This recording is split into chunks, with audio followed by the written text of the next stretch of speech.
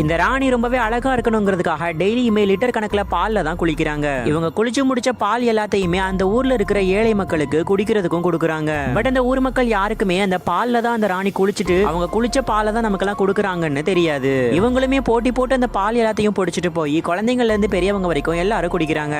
ஆக்சுவலா இந்த ஊருடைய ராணியும் ஒரு காலத்துல இந்த ஊர்ல கஷ்டப்பட்டு இருக்கிற ஒரு சாதாரண பொண்ணு தான். அந்த ஊருடைய ராஜா இந்த பொண்ணுடைய அழகுல மயங்கி இந்த பொண்ணை கல்யாணமும் பண்ணிக்கிறாரு. பட் ஃபர்ஸ்ட் நைட் அன்னைக்கு இந்த பொண்ணு அந்த ராஜாவை போட்டு தள்ளி மறுநாள்ல இருந்து இந்த நாட்டுக்கே ராணியா மாறிடுறாங்க. அதுக்கப்புறமா நிறைய மாந்திரிகம் எல்லாத்தையும் கத்துக்கிட்டு அந்த ஊர்ல எங்க இருக்கிற பொண்ணுங்க எல்லாரையுமே புடிச்சிட்டு வந்து அவங்களுடைய அழகு மொத்தத்தையும் இந்த ராணியை உறிஞ்சு எடுத்துக்கிறா. இதனாலதான் இந்த ராணி இத்தனை வருஷங்களாகியும் சாகாம இன்னுமே ரொம்ப யங்கா இருக்காரா. இந்த ராணியோட அரண்மனையில ரொம்பவே விலை அதிகமா இருக்கிற ஒரு தங்க மிரரும் இருக்கு. டெய்லியுமே இந்த தங்க கண்ணாடி முன்னாடி போய் நின்னுக்கிட்டு இந்த நாட்டிலேயே யார் ரொம்பவே அழகான பொண்ணுன்னு சொல்லி கேட்க அந்த மிரரும் இந்த ராணி பேர் தான் சொல்லுது.